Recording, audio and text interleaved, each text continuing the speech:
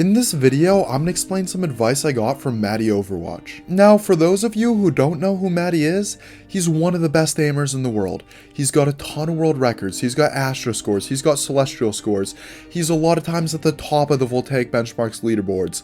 He plays collegiate Overwatch competitively, I'm pretty sure he was Grandmaster at one point, and I don't know anyone who wouldn't put him at least top 5 best aimers in the world. Now, the other day he made a Reddit post talking about how people keep asking him, if I do X, will I have good aim? And he says the answer is no. It's always no.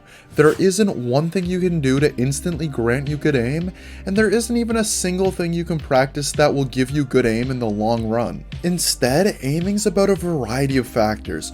You need to practice and do it efficiently, and you need to maintain proper mechanics, and you need to do 100 other things. I ended up DMing Matty and asking for a few examples and permission to make a video. He got back to me with some really cool advice, but before I can explain some of the wisdom he gave me, I have to point out that people like MattyOW, Radiance, and other top aimers answer my DMs for some reason.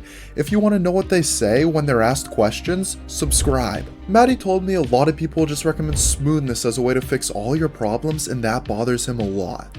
For tracking, you need to learn patterns, reading the target, and reaction time. Keep in mind, Matty also plays competitive Overwatch, so not only is tracking meant for improving and grinding out leaderboard scores, but it's also an in-game aim mechanic for him, unlike for some of the Valorant players subscribed to me. He also got into talking about pass-through runs. People will debate whether it's a scenario for speed or accuracy, and he says the only way to get a good score is to do both simultaneously.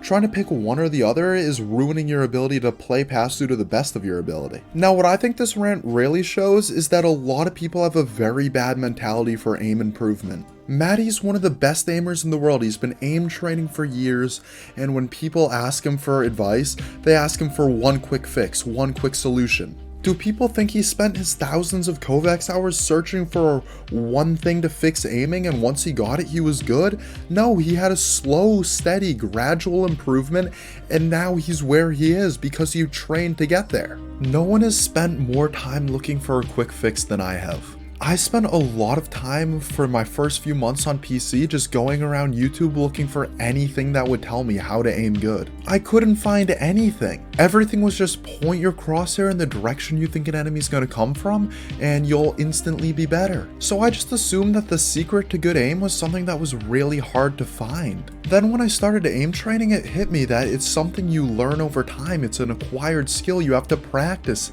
aiming, and then you'll eventually become good. There's really only 2 types of good advice out there, in my opinion. The first is a tip you can implement immediately, like edge tracking, for slightly better results. The second is a tip on how to improve long term. Both of these will help you, but neither's the true secret to aiming. Aiming is extremely complex. There's a reason I've been able to make almost 100 videos on it. So next time, instead of saying that you somehow evolved to have genetics that make you less capable of holding a mouse than the guy above you on the leaderboard, actually look for a solution to your problem. And practice. Thanks for watching. Subscribe for more aim training content.